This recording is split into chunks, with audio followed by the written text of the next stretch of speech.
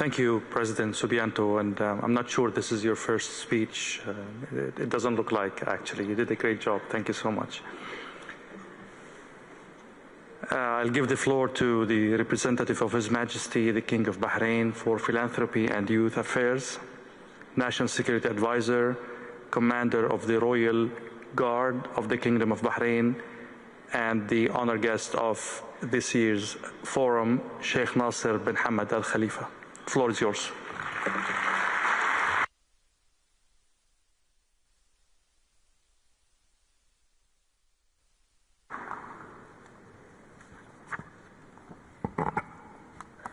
Bismillah ar-Rahman ar-Rahim.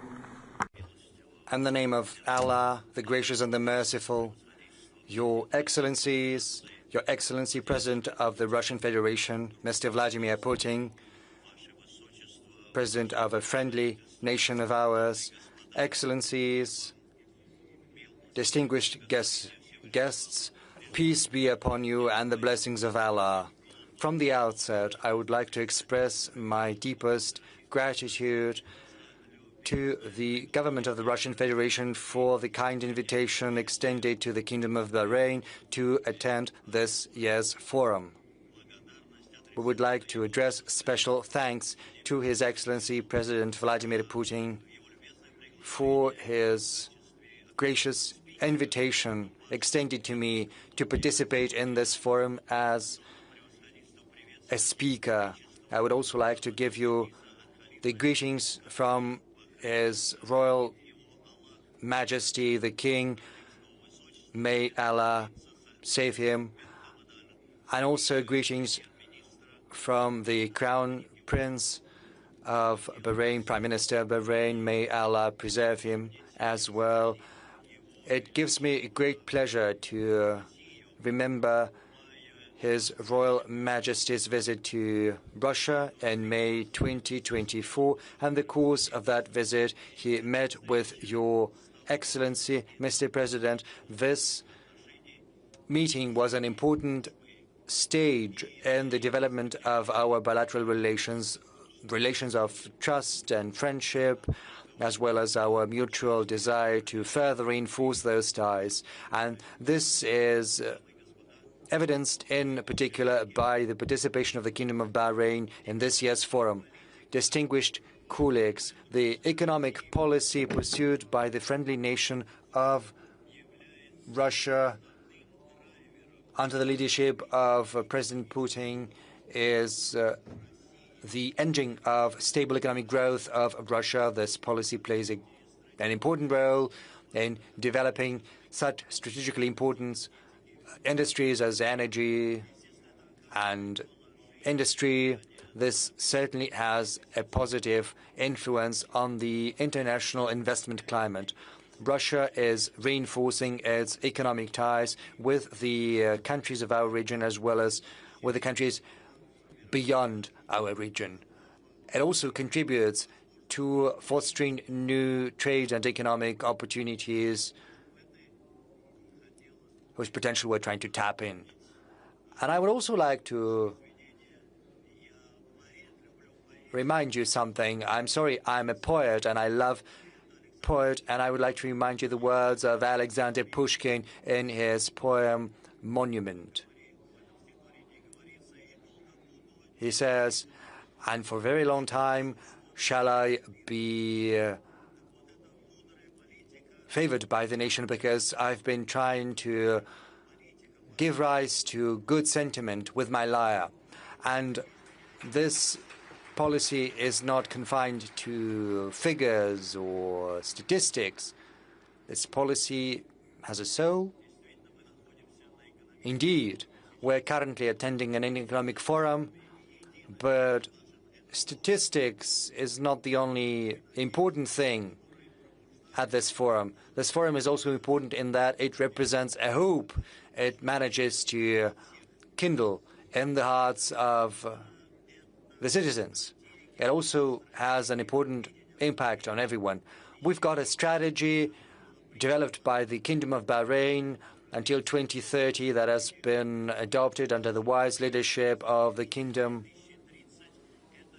The 2030 vision is not just a strategy. It is also kind of a roadmap for building a sustainable future. Thanks to this roadmap, Bahrain has embarked upon a sound path which will lead us to an optimum balance between economic growth and sustainability. This roadmap has allowed Bahrain to secure and mobilize foreign investment whilst improving our economic potential. We have come up with a number of strategic initiatives aimed at developing each and every industry, including our digital infrastructure.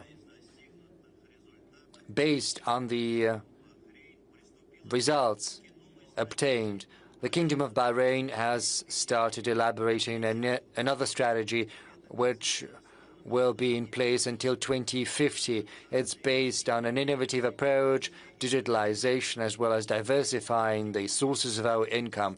These are the strategic beacons we are guided by, and they show to everyone that we want to keep abreast with the developments across the world. We need to build constructive international cooperation and ensure comprehensive and well-balanced development.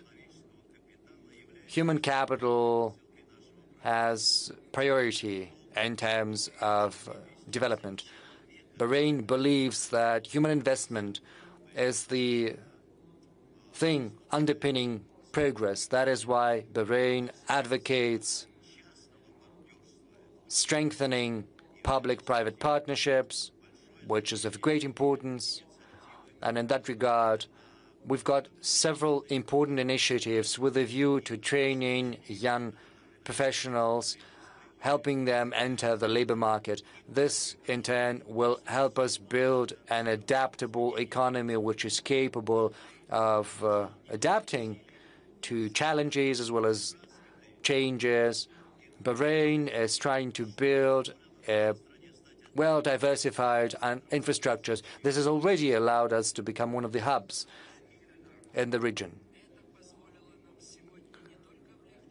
This has helped us facilitate our business community. This has also created a conducive environment for building new industries. Digital economy is the backbone of our strategy for building an economy of knowledge.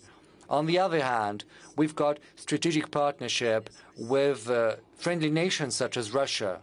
And this partnership is the pillar for developing the business environment in the Kingdom of Bahrain. Bahrain is fostering efficient ties with all international actors. This has already allowed us to turn into a country which is attractive from the point of view of investment and economy. Bahrain is pursuing the course of attracting foreign investment through setting up the requisite preferences enshrined in legislation. We're trying to create a conducive business environment. Ladies and gentlemen, the GCC, as of now, sets the trend in terms of supporting business and mobilizing investment across the region. This is something we pay a great deal of attention to. We assume that both innovation and creativity are indispensable elements to sustainable economic development. Hence, we believe the St. Petersburg International Economic Forum to be an efficient platform for setting forth ambitious initiatives as well as improving ties between investment bankers and business people from different countries, because investment is not just about mobilizing funds. It's also about exchanging creative ideas. It's about implementing creative projects with a view to fostering a sustainable economy. That is why it's important to support innovation in business to accelerate technological progress. I would also like to point out that stronger economic partnership creates a favorable environment for supporting SMEs, and SMEs, in their turn, serve as the engine for economic development. We need, to that end, to unite our efforts internationally and nationally, because it'll open up new horizons for investment opportunities. This will also help us reinforce cooperation among states. That is why we're pursuing a well-informed economic policy in order to build different industries, different businesses, in particular in terms of innovation. We have set the task of building a truly competitive and creative environment, opening up opportunities for trade and economic cooperation with friendly nations. And in conclusion, I would also like to once again thank you, Your Excellency President Putin, for this kind invitation as well as for the excellent organization of this forum. It testifies to Russia's sincere wish to reinforce international economic dialogue. We believe the St. Petersburg International Economic Forum to be an important platform for strengthening our partnership with friendly nations, including Russia. We advocate cooperation for the sake of sustainable development, which is in line with our vision for 2030. Peace be upon you, as well as blessings from Allah.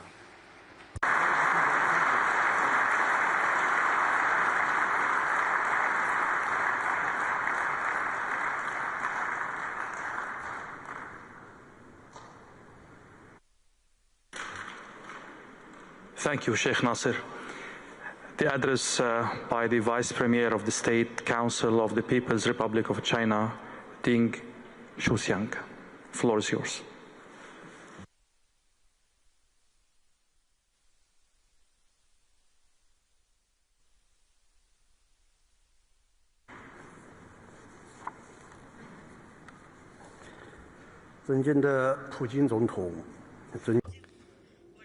Mr. President, distinguished participants of SPIEF, ladies, gentlemen,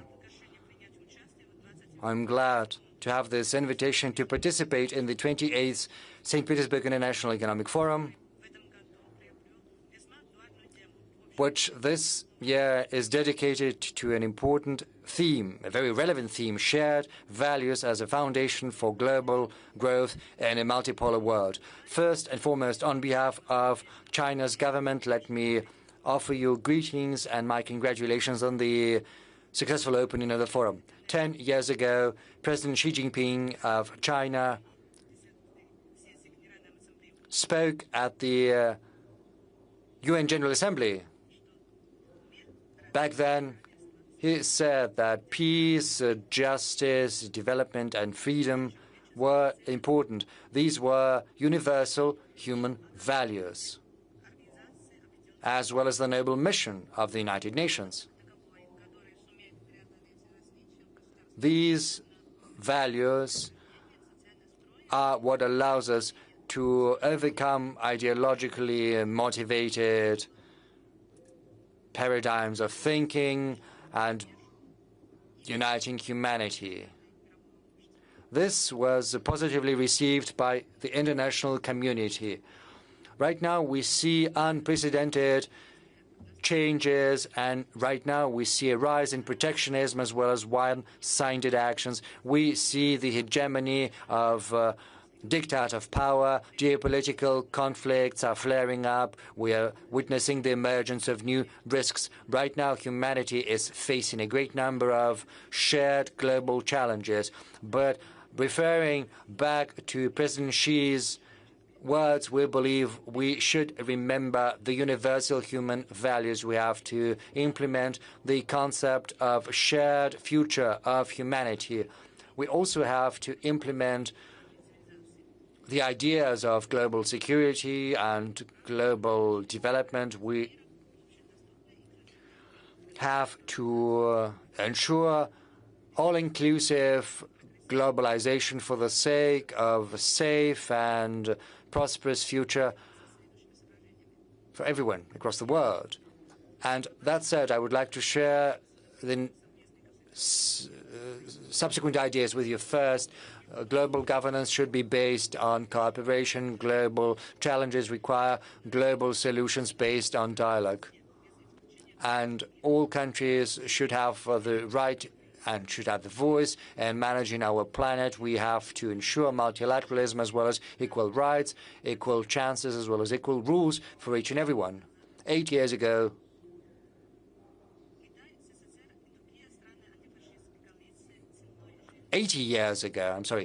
China, the USSR, and the anti-Hitler coalition managed to overcome Nazism, building the foundation of a truly multilateral system. Right now, 80 years since, we have to reaffirm our commitment to the UN Charter and defend these principles, as well as the world order, which is based upon international law. We have to advocate the UN's authority as well as international justice. We have to seek a better, more rational, more just international governance system. Second, an open, diversified world economy benefits everyone. But due to anti-globalism, the 2030 agenda is facing significant difficulties. Amid this environment, we have to remember the principles of mutual benefit as well as mutual development. We have to support the international trade system as well as the international economic order. We have to support trade facilitation as well as investment, so as to make sure that economic globalization benefits more all countries. China is trying to address the imbalances as well as inequalities in the world economy. We are helping more than 160 countries, and with more than 150 countries, we've managed to foster high-level cooperation as part of the One Belt, One Road initiative.